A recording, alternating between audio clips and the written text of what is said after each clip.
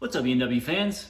Today, I'm going to show you how to replace the mirrors on your BMW e90. This is a really easy process.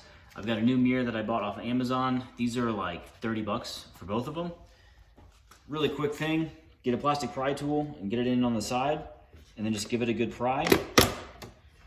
Pull them out just like that. Now these are heated mirrors, so on the back I've got two wires. Just pull those off. Here's the wires.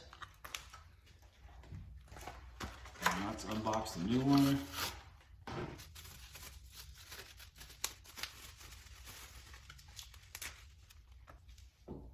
Now I'm going to reconnect the wires. These are just like little blade connectors. Pretty easy.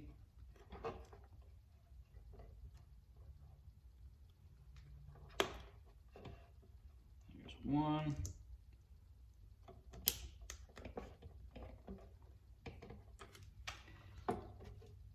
And then once you got your wires back in, it'll kind of center itself. Just give it a push. Squeeze it, make sure that you hear all the clicks. And I'm gonna wipe this off a little bit, but that's it. That's all there is to it. New mirrors on your BMW e90. If you have any questions, post them up in the comment section. Thanks for watching.